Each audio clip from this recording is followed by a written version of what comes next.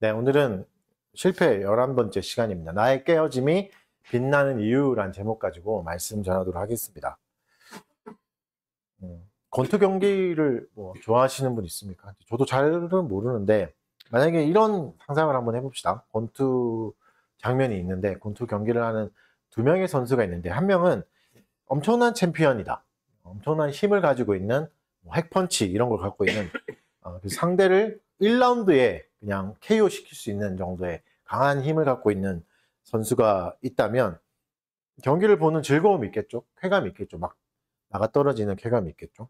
그런데 또 다른 선수를 또 생각해 봅시다. 다른 경기장에 있는 선수인데 강한 펀치력은 없어요. 네, 그런데 이상하게도 막 엄청 얻어맞다가 이제 1라운드 땡하고 잠깐 쉬고 나오고 돌아오면 다시 쌩쌩해져 있는, 그래서 다시 또 막 경기를 펼쳐가는, 말끔하게 회복되어 나오는 선수가 있다면 이것도 좀 이상하죠. 이것도 좀 이상한 또 매력이 있잖아요. 이 선수를, 두 번째 선수를 약하다고만 할 수는 없습니다. 왜냐하면 절대 쓰러지지 않는 강함이 또 있잖아요. 이 강함은 좀 역설적인 강함이라고 할 수 있겠죠. 강한 펀치는 없지만 절대 넘어지지 않는 힘이 있는 선수들. 이것도 이제 또 꽤 경기를 재밌게 볼 수 있겠죠. 누가 저 선수를 쓰러뜨릴 수 있을까? 또다시 일어날 수 있을까? 뭐 이런 기대감을 가질 수 있잖아요. 여러분, 이제 보통 우리가 힘 하면, 스트렝스, 강한 힘 이렇게 하면 이제 무엇이든 할 수 있는 힘, 이걸 또 생각하기 쉽거든요. 내가 저런 걸 할 수 있게 되고, 내가 하고 싶은 거 다 할 수 있는 힘. 이런 사람을 강하다 생각하죠. 눈치 안 보고 마음대로 할 말 다 하고 하고 싶은 거 다 하는 사람이 진짜 강한 사람이야, 이렇게 생각할 수 있잖아요. 그런데 이제 역설적인 강함도 있습니다. 아무리 이제 공격을 받아도 쓰러지지 않는 단단함, 자기가 할 수 있는, 하고 싶은 걸 다 하진 못하지만 엄청나게 공격을 받는데 절대 무너지지 않는 그런 사람, 단단한 멘탈을 가지고 있는 사람, 이런 사람도 꽤 강한 사람입니다. 그렇죠? 누구를 굴복시키는 힘은 없지만, 압도적인 힘은 없지만 어떤 괴로움을 받아도 절대 무너지지 않는 단단한 힘, 이런 사람을 약하다고는 할 수 없죠.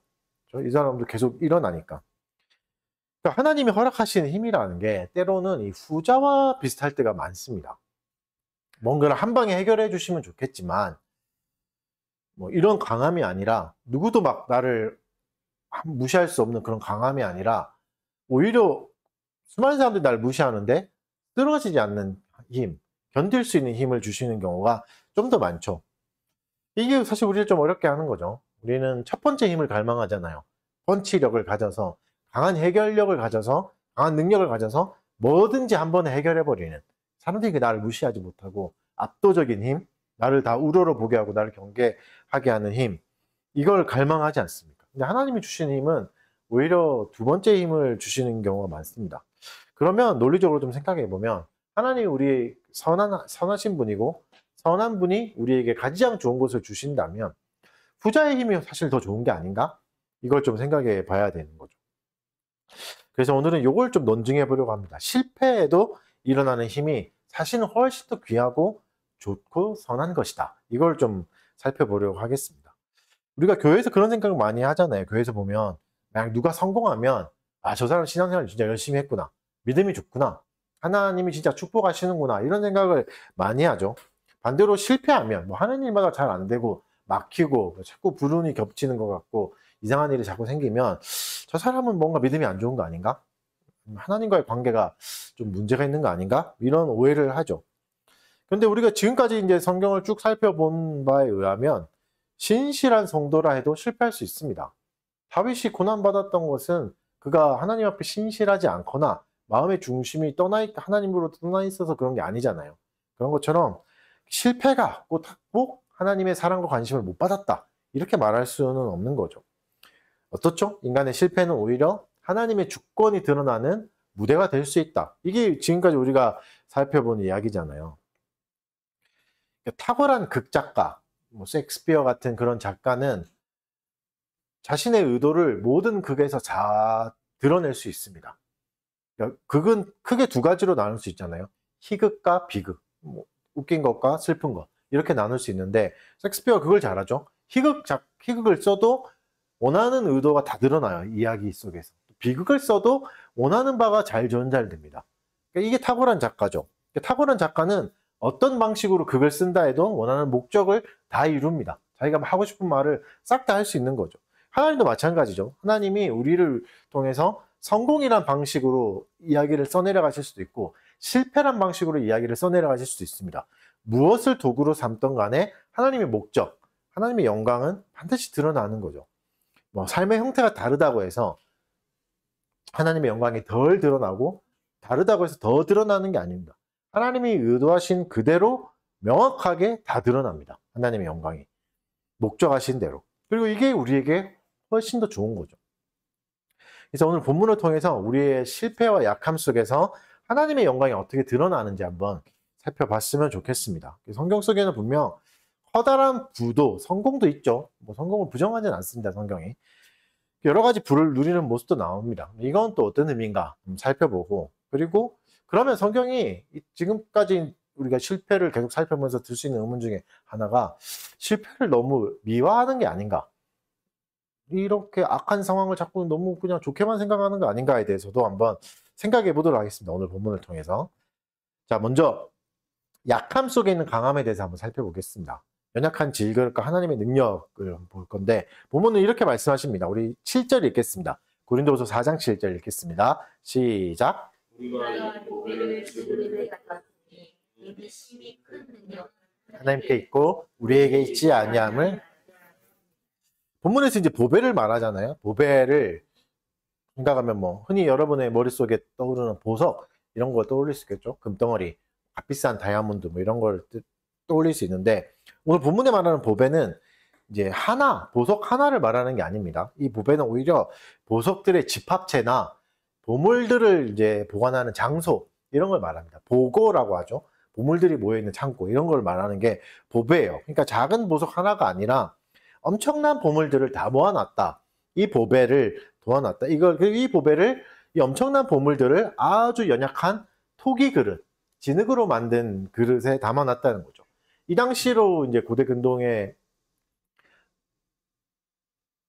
그리스 로마 이제 사회에서는 이 질그릇을 어떻게 사용했냐면 곡물이나 이제 뭐 기름을 담는 통으로 썼어요. 그러니까 뭐 마치 귀한 걸 담는 데를 쓰지 않았죠. 그리고 질그릇을 또 어떤 데 썼냐면 쓰레기를 담는 통으로 쓰기도 했습니다. 그런 기록이 있을 정도로. 그러니까 뭐죠? 질그릇은 되게 연약하고 하찮은 거, 언제든지 대체 가능한 그런 그릇인 거죠.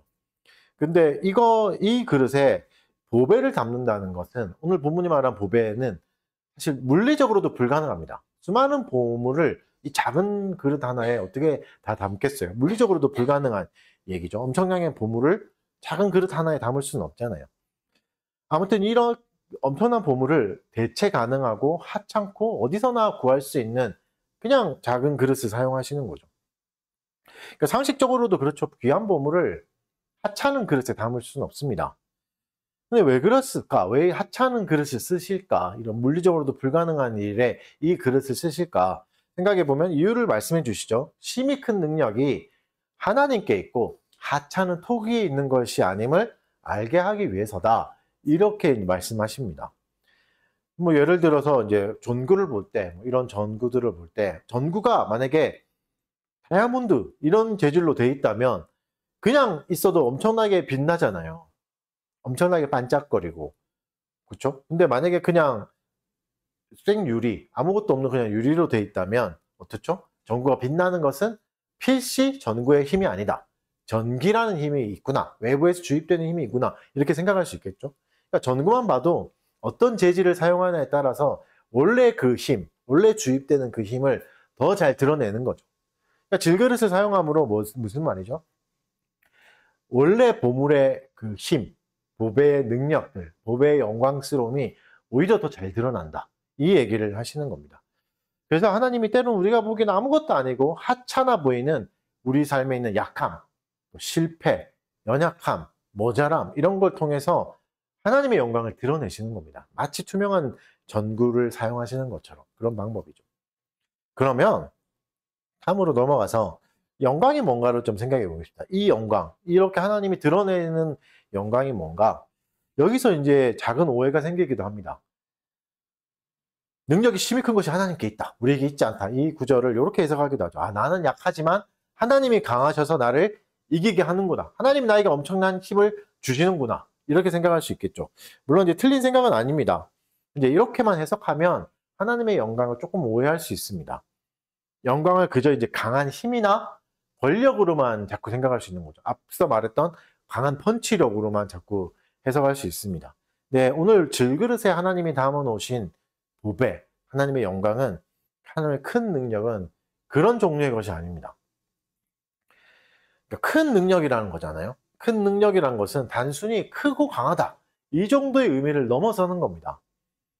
애초에 아까 어떻게 말했죠? 보배라는 것은 작은 그릇에 담을 수가 없는 거라 그랬죠. 물리적으로 불가능한 힘입니다. 그래서 이 보배는, 하나님의 큰 능력은 우리 상식 안에 있는 능력이 아니에요.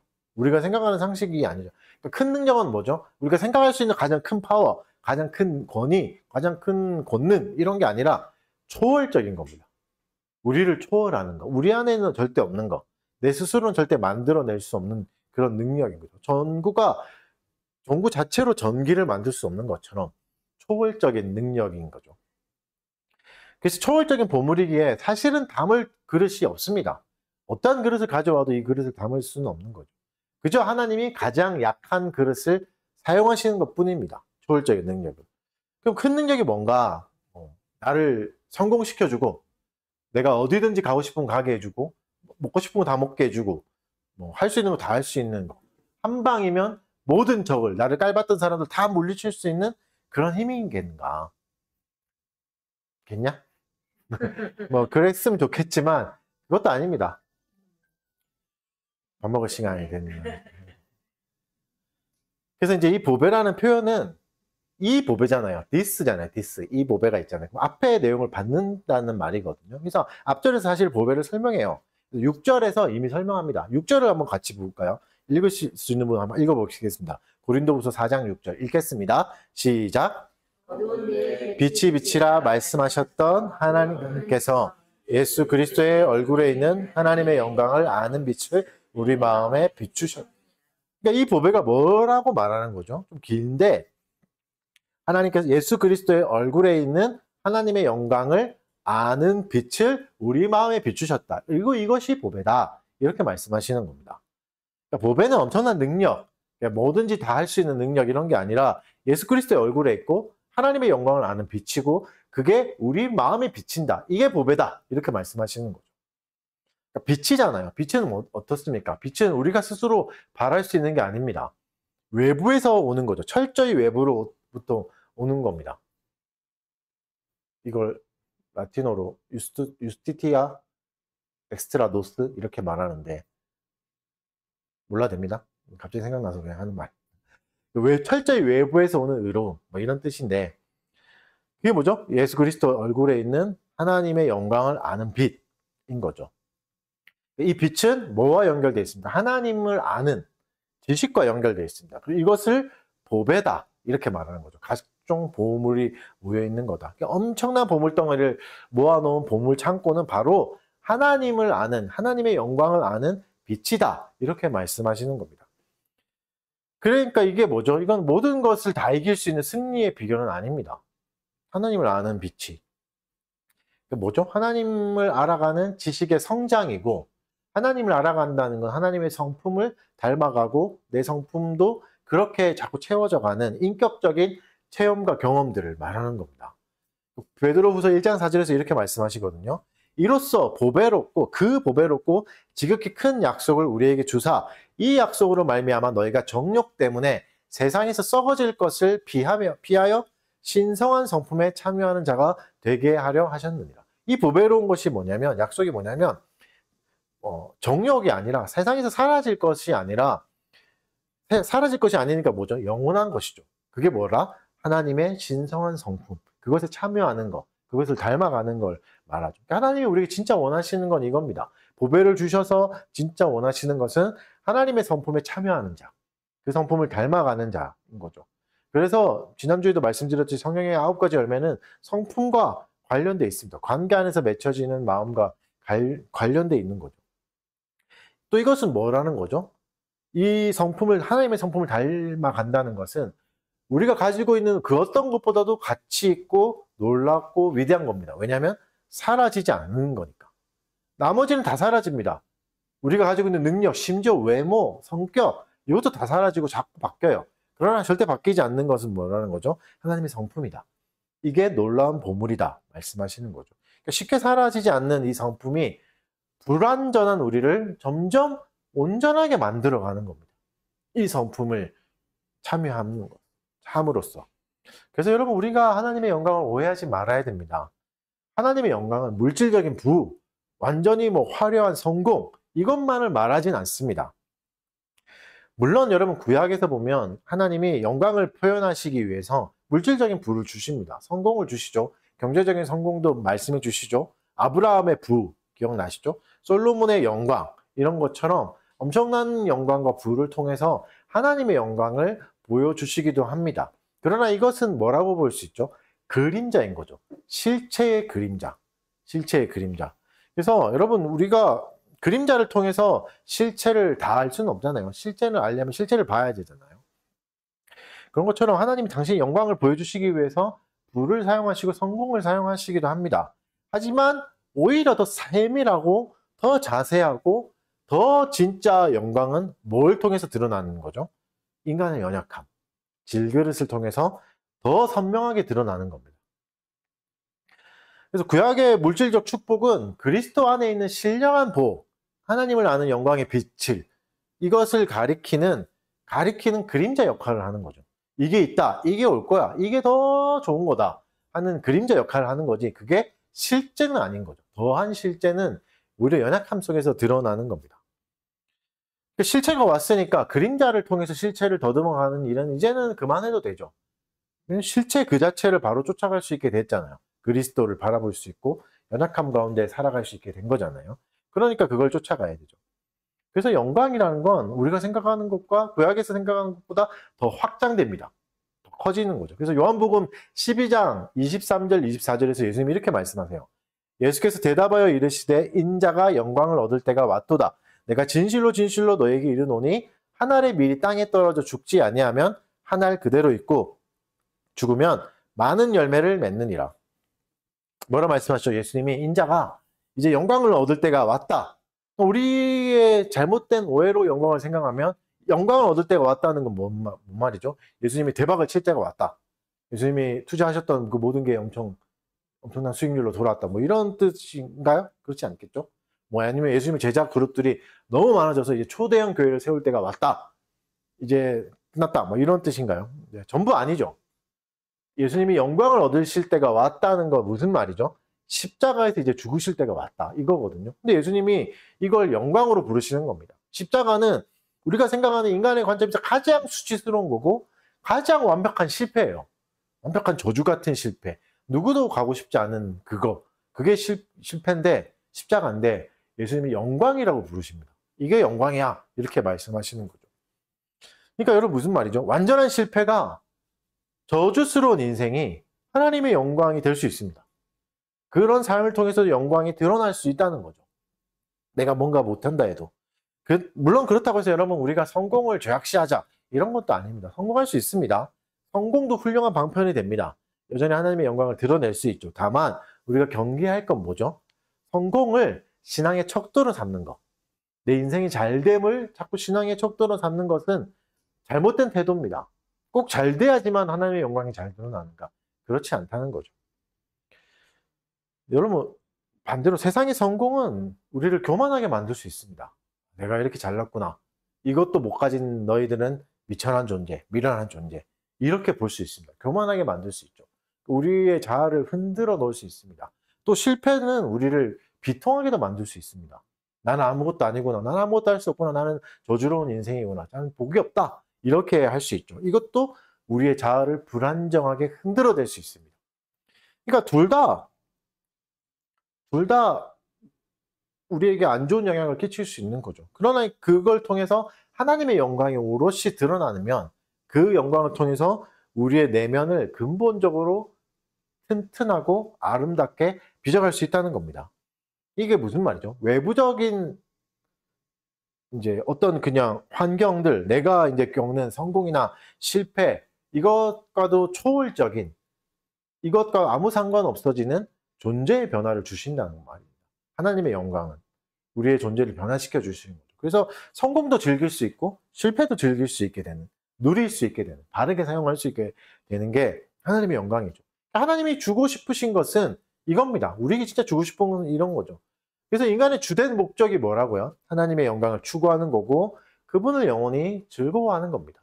이게 하나님의 목적입니다. 인간의 목표이기도 하고. 그래서 뭐 단순히 상황에 따라 기뻐하는 것도 너무 좋지만 본질적으로 더 좋은 것은 존재 자체가 단단해지는 겁니다. 뭐가 와도 좋은 거. 이게 사실 더 복이죠. 어떤 상황에도 감정을 유지할 수 있는 거. 평안을 유지할 수 있는 거. 이게 진짜 좋은 거죠.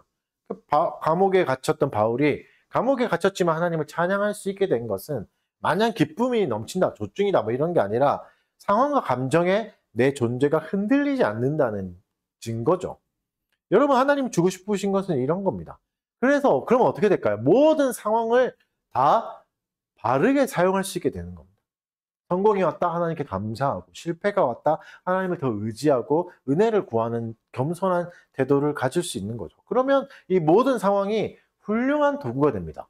하나님을 즐거워할 수 있는, 하나님의 영광을 쫓아갈 수 있는 모든 도구가 되는 거죠. 이게 하나님이 원하시는 겁니다. 우리를 통해서 이루시고 오시는 거죠.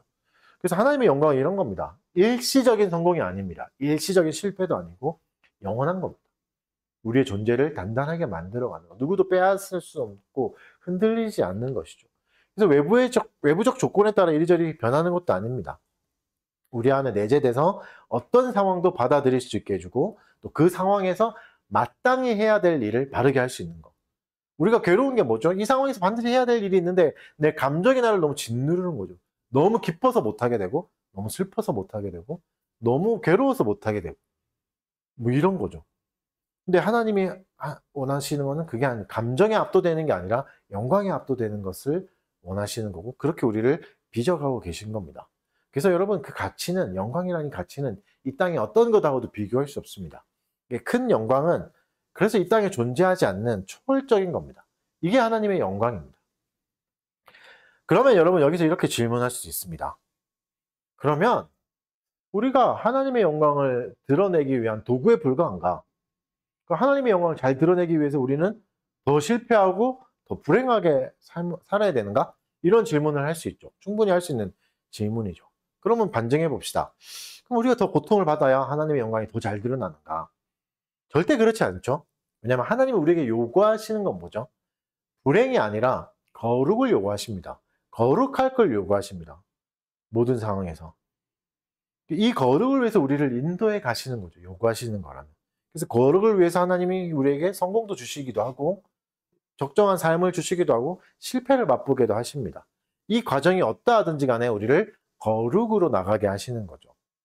아까 말했던 탁월한 작가가 희극을 쓰던 비극을 쓰던 원래의 목적이 그대로 이루어지는 겁니다. 그 과정을 통해서 우리의 거룩은 서서히 이루어져 가는 겁니다. 무엇을 사용하시든 간에. 로마서 8장 29절에 이렇게 말씀하십니다. 하나님이 미리 아신 자들을 또한 그 아들의 형상을 본받게 하기 위하여 미리 정하셨으니 이는 그로 많은 형제들 중에서 맏아들이 되게 하려 하심이라. 하나님이 원하시는 게 뭐라고요? 아들의 형상을 본받기를 원하신다. 너희가 찌질해지고 너희가 불행해지는 걸 내가 원하는 게 아니다. 그것을 통해서 영광을 드러내는 도구로서 쓰겠다가 아니라 이 형상을 좀 본받으라. 이것과 매이지 않는, 어떤 감정에도 매이지 않는 존재로 빚어가시기를 원하는 거죠. 그러니까 이 우리의 연약함이 하나님의 영광을 드러내는 수단이 된다는 것은 우리를 함부로 함정에 빠뜨린다는 게 아닙니다. 오히려 우리가 온갖 불행과 고통에도 불구하고 하나님의 은혜가 우리 삶에 반드시 스며든다는 약속인 겁니다. 보호고 인도하심인 거죠. 그래서 여러분, 우리는 하나님의 의미 없는 도구가 아닙니다. 그냥 하나님이 잘 쓰는 망치, 톱 같이 그냥 막 험한 일에 쓰는 그런 도구로 우리를 부르신 게 아닙니다. 성경은 우리를 분명하게 말씀하십니다. 너희는 가지다, 내가 나무다, 이렇게 말씀하시죠. 가지는 도구가 아닙니다. 그걸로 뭘 치거나 뭘 꺾거나 하는 게 아니죠. 가지를 나무에 붙여서 뭐 어떻게 쓰시죠? 생명력이 흘러가는 존재를 쓰십니다. 유기적인 존재, 생명력이 넘치는 존재, 그렇게 되죠. 언제요? 나무에 접붙임 당할 때. 그렇죠. 가지가 나무에 붙어서 접붙임을 당해서 나무에 생명을 공급받을 때 나무는 자연스럽게 열매를 맺는 겁니다. 이게 도구예요. 이게 하나님이 우리를 사용하시는 방법이에요. 그러니까 가지가 생명력이 풍성할수록 어떻죠? 좋은 열매를 맺습니다. 그리고 이게 농부의 기쁨이자 영광이 됩니다. 그러니까 가지는 농부를 위해서 희생하는 건가요? 아니죠. 꺾이긴 하지만 다시 접붙임되면서 농부의 영광이 되는 겁니다. 그리고 자기에도 영광이 되죠. 생명을 맺는 통로가 되는 거잖아요. 그것도 가지에게도 영광이죠. 그래서 하나님의 영광이라는 것은 가진 우리에게도 너무나 귀한 겁니다. 우리에게도 너무 영광스러운 겁니다. 하나님의 영광을 위해서 우리가 희생되는 게 아닙니다. 그거는 영광이 아니에요. 누군가가 자꾸 쪼그라들어야 누군가가 성공할 수 있다. 이건 제로섬 게임이잖아요. 하나님의 영광은 그런 게 아닙니다. 그러면 그건 영광이라 부를 수가 없는 거죠. 오히려 우리 삶에 하나님의 생명력이 점점 더 넘쳐나게 되고 이게 영광입니다. 그래서 하나님의 영광과 나의 행복은, 나의 기쁨과 나의 존재는 반비례되는 게 아닙니다. 오히려 비례되는 거죠. 영광이 커질수록 나의 삶의 존재도 더 커지는 겁니다. 기쁨도 더 커지는 거죠. 존 파이퍼가 이렇게 말했죠. 우리가 그분 안에서 가장 만족할 때 하나님이 크게 영광 받으신다. 이런 뜻인 거죠. 아버지가 아들이 아버지에게 선물을 받았는데 마음껏 누리고 그 선물을 즐거워할 때 아버지도 기쁘죠. 아버지도 영광이 되죠. 아버지가 엄청나게 귀한 선물을 줬는데 아들이 흙 파먹고 다니고 흙장난만 하고 흙에서만 놀다면 오히려 아버지의 근심이 되죠. 엄청난 걸 줬는데도. 그 말을 하시는 거죠. 우리의 연약함과 실패는 하나님께도 괴롭고 슬픈 겁니다. 다만 그것에서 우리를 기꺼이 꺼내주십니다. 절망에 머물게 하지 않고, 슬픔에 머물지 않고, 괴로움에 머물게 하지 않고, 실패에 머물게 하지 않고 꺼내주십니다. 그래서 어떻게 하시죠? 세상의 헛된 것에 대한 미련을 끊게 해주십니다. 아, 여기에 구원이 있는 게 아니구나. 내가 성공한다고 해서 실패한다고 해서 여기서 구원을 찾을 수 있는 게 아니구나 알게 되면서 헛된 것을 돌려서 하나님께 집중할 수 있게 해주시는 거죠. 그럼 어떻게 되는 겁니까? 이 땅에서 일시적인 것에, 언젠가는 사라질 것에 매이지 않게 되는 겁니다. 모든 것을 도구로서 잘 사용하게 되는 거죠. 그게 자유죠. 성경은 이런 오해를 명쾌하게 해결해 주십니다. 고린도후서 4장 17절 제가 읽어드릴게요.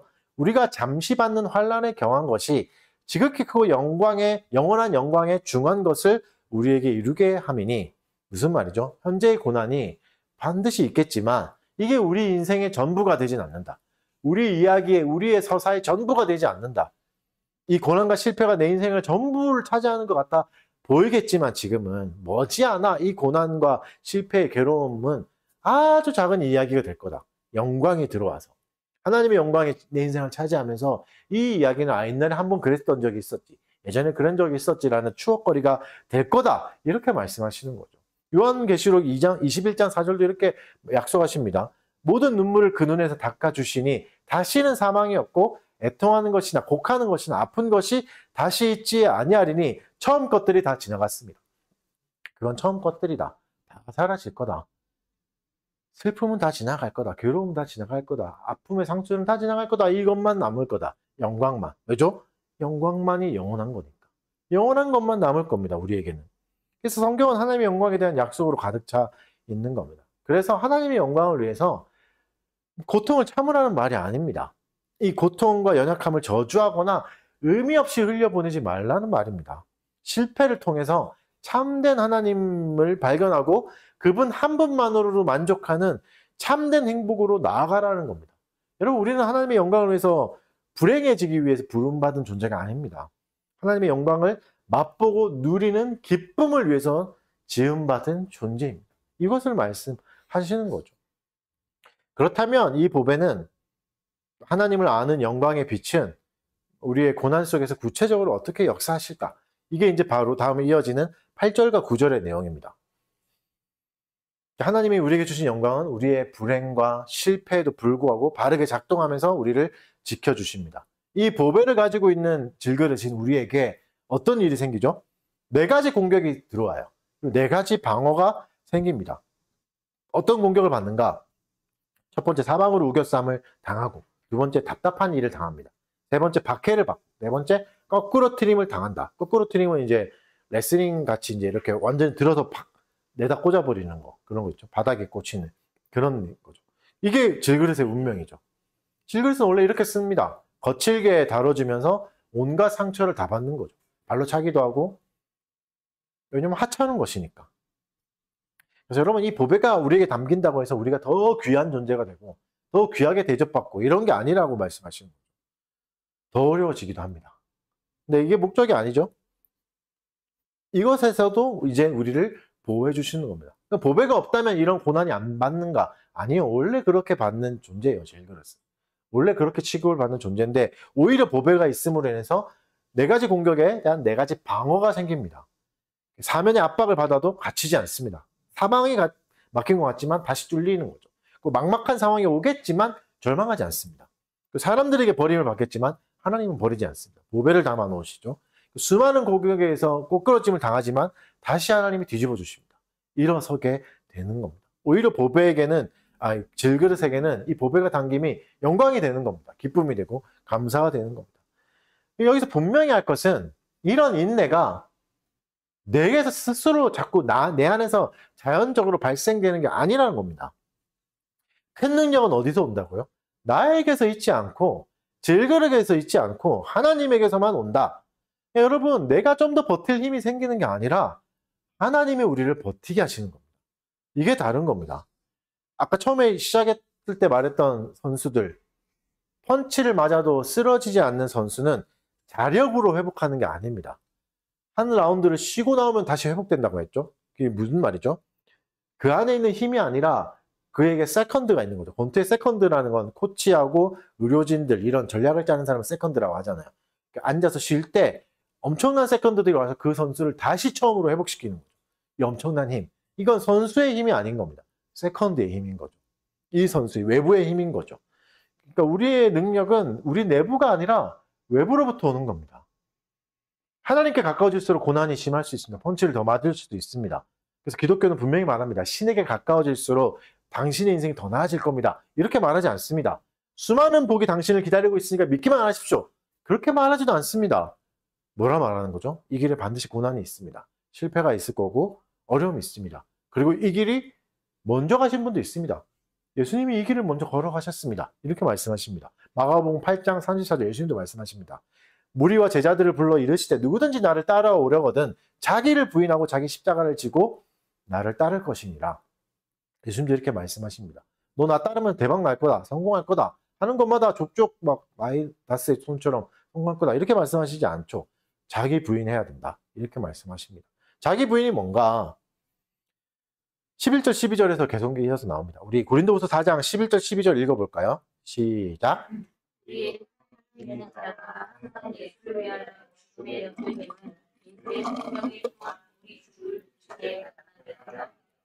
그런즉 사망은 우리 안에서 역사하고 생명은 너희 안에서.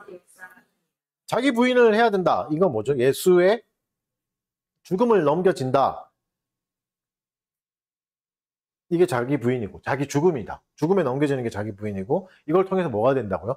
예수의 생명이 우리 죽을 육체에 계속 나타난다. 이렇게 말씀하시고 12절에서는 더 심하게 말하죠. 이 사망이 우리 안에서 역사함으로 생명이 너희 안에서 역사한다. 이렇게 말하죠. 그러니까 예수의 고난과 괴로움을 다 받아들이고 있습니다. 목적은 뭡니까? 예수의 생명이 우리 몸에 나타나는 거죠. 그럼 무슨 말이죠 이게? 우리가 육체의 고행을 통해서 예수의 생명을 더 누릴 수 있다는 건가?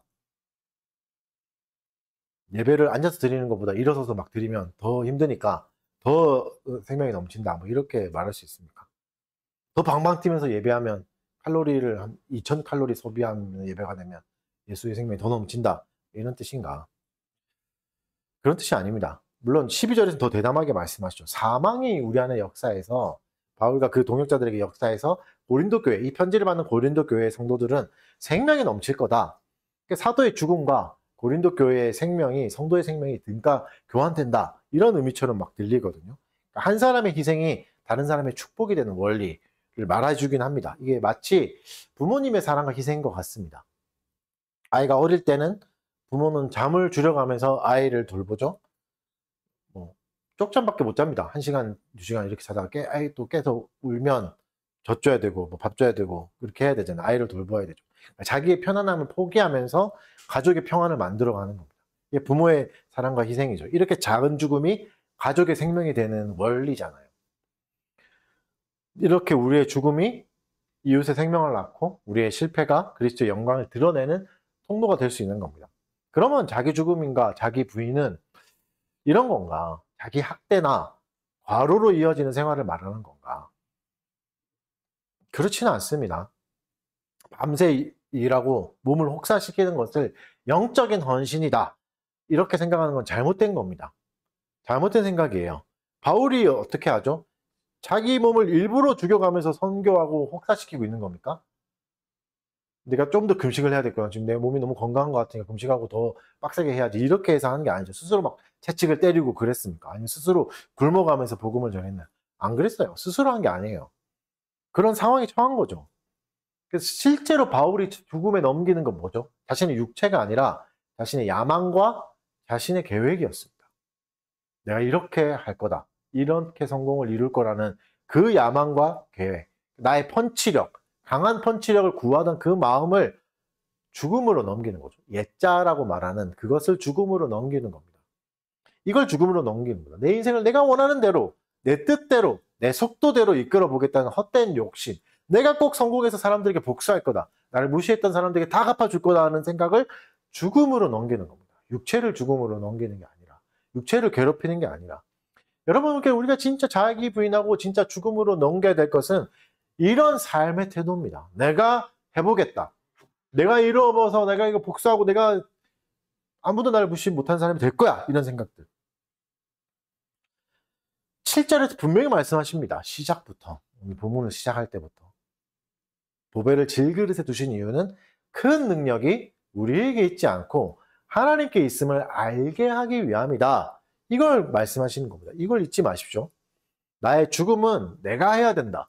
내가 성공시켜야 된다. 이 부담감을 내려놓고 모든 능력의 원천은 하나님으로부터 온다. 선한 것은 하나님으로부터 온다. 외부로부터 주입되는 의로움 때문에 내가 살아갈 수 있다. 내 인생이 빠르게 성장할 수 있다. 완성되어 갈 수 있다 하는 거죠. 이게 하나님을 인정하고 의지하는 겁니다. 이게 자기 죽음인 거죠. 자기 부인인 거죠. 예를 들면 자녀 교육에 대해서 부모가 뭔가 더 열심히 해서 좋은 삶을 만들어줘야 된다는 부담감에서 나의 최선을 다하지만 결과는 하나님께 맡기고 이 인생을 이끌어 가시는 건 결국 하나님이라는 걸 인정하고 편안해지는 겁니다. 평안과 지혜를 가지는 겁니다. 그게 진짜 보배가 질그릇에 담긴 원리를 깨닫는 겁니다. 나의 능력이 나에게서 오는 게 아니구나. 우리의 주권자를 신뢰하고 삶의 모든 결과에 대해서 안식을 가지는 것. 이게 자기 부인의 삶입니다. 말씀을 정리해 보겠습니다. 우리의 실패는 가장 큰 보배인 하나님이 머무시는 공간이 될 수 있습니다. 우리의 연약함은. 그래서 여러분, 영광은 성공이냐 실패냐는 껍데기에서 오는 게 아닙니다. 모든 선한 것의 원천이신 하나님으로부터 오는 겁니다. 껍데기는 달라질 수 있습니다. 자기 부인은 뭐죠? 삶을 학대하는 게 아닙니다. 내 인생을 죽여가면서 내 육체를 자꾸 죽여가면서 학대하는 삶을 말하는 게 아니라 뭐죠? 그리스도의 생명이 흐르는 통로로 살아간다는 겁니다. 가지로서의 삶. 나의 깨어짐은, 나의 연약함은 수치스러운 패배가 아니라 하나님의 영광을 드러낼 수 있는 투명한 창문이 되는 거죠. 투명한 유리가 되는 거죠. 그래서 여러분, 우리는 하나님의 영광을 위해서 부름받은 불행한 도구가 아닙니다. 하나님의 영광 안에서 가장 큰 행복을 누릴 수 있는 하나님의 자녀입니다. 하나님은 이렇게 나라는 작고 허름한 토기 가운데 자기 자신을 담아 놓습니다. 그래서 여러분, 나의 약점과 실패는 오히려 하나님을 더 의지할 수 있는 좋은 수단이 될 수 있습니다. 나의 연약함이 어떤 거죠? 내가 말주변이 없습니까? 말을 잘 못해요? 그러면 진심으로 더 말을 들어줄 수 있는 사람이 되게 하시는 거죠. 건강이 약합니까? 그러면 아픈 사람들을 더 잘 헤아릴 수 있는 사람으로 빚어가시는 거죠. 그래서 여러분, 우리는 이제 실패와 연약함을 애써 감추지 않아도 됩니다. 이것들 때문에 오히려 하나님의 생명을 풍성하게 누릴 수 있으니까.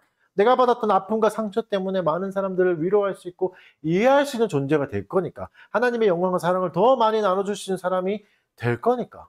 이건 부끄러운 게 아닙니다.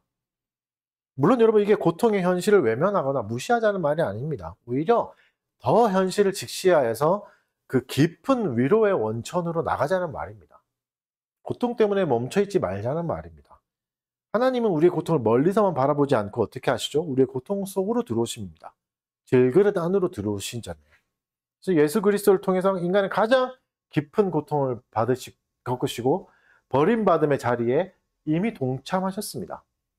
예수님은 왕따를 압니다. 예수님은 상처를 압니다. 사방을 우겨쌈을 당해 보셨습니다. 거꾸로 트림을 당하는 것도 다 겪어보셨습니다. 그래서 충분히 우리를 이해할 수 있습니다. 그래서 우리의 깨어짐은 이제는 무의미하지 않습니다. 어떤 실패도 어떤 연약함도 무의미하지 않습니다. 하나님이 친히 그 길을 걸어가셨고 이제 우리와 함께 그 길을 걸어가십니다. 십자가 다음에는 뭐가 있었죠? 부활이 있잖아요. 그런 것처럼 우리의 모든 죽음과 깨어짐, 그 다음에도 하나님의 새로운 생명과 영광이 있습니다. 우리는 그 영광에 참여할 뿐만 아니라 그 영광을 누리며 기뻐할 존재입니다. 이 복을 풍성하게 누리시는 달빛교회 성도가 되시기를 주님의 이름으로 축원합니다. 아멘. 우리 들었던 말씀을 생각하고